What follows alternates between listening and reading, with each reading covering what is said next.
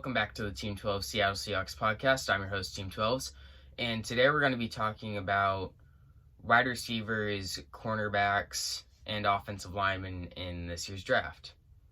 So to start out, we'll talk about some wide receivers. So one wide receiver I really like is Daz Newsom. He's a shorter wide receiver, kind of a slot guy, but he can also do some deep stuff. Then he's also really good at blocking.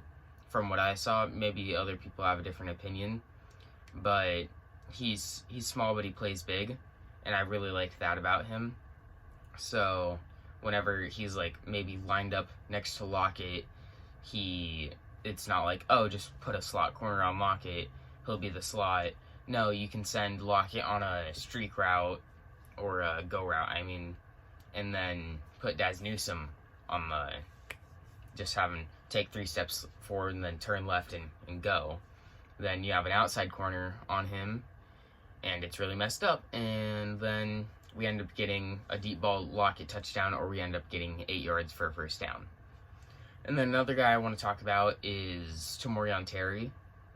I think he's 22. I would prefer a 21 and below age because I want more potential. But he doesn't put up the most flashy numbers, but he's really good with contested catches and he blocks amazingly. So I think he could be a good fit for our new scheme. And I'm only wanting these options if we grab Antonio Brown or a solid wide receiver 3 for the team in free agency. I only want these players if they fall to the 6th or 7th round, maybe late 5th. But if we don't grab an Antonio Brown or a Josh Gordon to be our wide receiver 3, then I'll be just fine and happy with trading down and then grabbing them in the 5th round to late 4th round or middle 4th round. And now cornerbacks. One guy I really like is Paulson Adebo. There's some potential there. There's some stuff there where it's I don't know. But that's because he opted out in the 2020 season, and he played in the 2019 season, then opted out for the 2020. So he left with some question marks like stiff hips. Can he always tackle really well? Because I've seen sometimes on his tape where it's just you want a little more hard tackles or a little more blanketing in coverage. What I'm trying to get at is he's more of a developmental guy that has high potential, but he just needs to be coached up properly, and I think he will be a league average to slightly above league average cornerback in this league. And now on to Trill Williams. He is a great cornerback that he's kind of like Shaquille Griffin, but he gives up less deep balls. And when he does give up the short stuff, he comes in like a freight train and demolishes you, and majority of the time it turns out to be an incompletion. So I think he will be available in the mid-3rd round, late 3rd round, maybe early 4th. I don't want to pay that price. I am willing to, more than willing to. I don't want to, because we have so little draft picks. It's going to be hard to stockpile the 3rds and 4ths and 5ths. But we just need to work some magic in the draft, and we can do that. And now, Israel Kwamu. I always try and grab him at the end of my drafts and with mocks at end of 6th, early 7th, maybe mid 6th, because I don't understand why people don't like him. Sure, he's not the best in coverage, and he's really lengthy and has stiff hips, but what's the problem with being lengthy? If you're not the best in coverage, you have those gigantic arms that are touching the ground when he's standing, and he's 6'4". So it's you're looking at Bigfoot with extended arms, where it's there was this one play where he just dove out and grabbed the ball. That was a clear incompletion. No chance anybody had any business catching the ball. But he just dives out and just oh, look at that. Right before it hits the ground. I'll catch that. I'll catch it better than a wide receiver.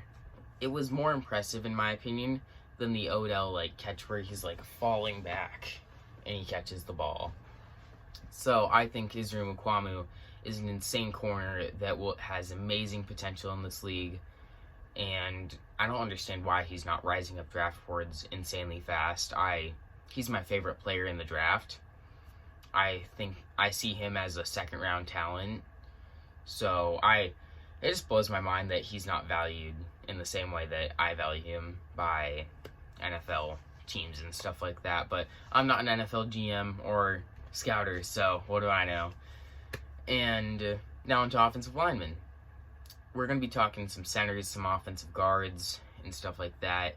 Maybe like an offensive tackle that switches between guard and center. And let's start with the centers. Not my favorite. No, that's the offensive tackle. Let's start with my favorite center, Creed Humphreys. He's amazing. He mauls people into the ground in run blocking. He just, oh, you're right there. Let me just set you right on the ground right there. There you go. You can make your home there. And then an offensive pass pro. He's a nice little patty cake guy. He's not the best, but he's pretty good at it. Like, you ain't getting past him often at all. I don't understand why he's not valued overrulingly the best center in the draft.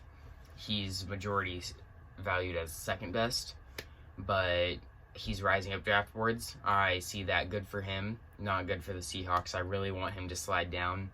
Yesterday with the mock draft simulator he was originally like the ranked 48, and he just got valued as 25. So they obviously value him the same way I do. And Landon Dickerson, that's the guy I was thinking of. He's to me, he's like a slightly downgraded version of Creed Humphreys. He's not a mauler in run blocking, but he'll push you over. He'll create the lane. He was the center that was blocking for Najee Harris, the running back out of Alabama. So he's obviously good, because that guy, Najee Harris, not any running back can do any. Zero running backs in the world can do anything without a decent offensive line. And Najee was insane. No, I'm not throwing any disrespect towards him. He's absolutely insane running back, next level, out of this world, type of Derrick Henry level. But it's still hard to do it's still hard to do something without a good offensive line, and Landon Dickerson was a part of that. So if he slides down the draft boards because of his injuries to the Seahawks, I'm completely happy with them drafting him there. I would definitely prefer us trading down in the draft, but I don't know what John Snyder's going to do. I don't see him drafting this year with only 3 picks. So I hope we trade down. I hope we do. We should. And, all right, let's move on to him. So, David Moore out of Grambling. He's an offensive guard. I think he could be a great offensive guard in this league. He's a lot like the Pete Carroll type of guy he is. My grammar sucks right now. I'm doing this on the fly. I gotta do some schoolwork real quick after this. So, he just mauls people on the offensive line. He just rams them into the ground. He's not the best pass protector. He's a little slow with his feet from what I saw. Not the best movement, but he can work on that. We're not the best with evaluating offensive line and growing them, but if they do well with that, then I think he could be a great offensive guard for us, back up for like 2 years. Then once Gabe Jackson maybe retires or gets traded or gets cut, then we can slide him in. Then we got Damian Lewis on the right. We got David Moore on the left. He got a solid offensive guard situation. Maybe slide Creed Humphreys in there, or Landon Dickerson, the guy I was talking about as well, into center. Got a nice little trio there. And then in the future, we got Brandon Shell there for right now, and we got Dwayne Brown there for now. I see us having a great offensive line if we just get one more center. And, yeah. kind of an abrupt ending, but that's kind of it for the offensive lineman. I will be making a video about a mock draft I have in the future. So, yeah, I really hope you enjoyed. If you did, please like and subscribe. It helps more than you think. I'm kind of having a rough patch with subscribers. I haven't gotten a single one this week. I don't know why. I need to make like a little short video because that's what gets me my subscribers, and then try and grow the channel. I'll have a link in my description for my Discord. I hope you have a good rest of your day, and yeah.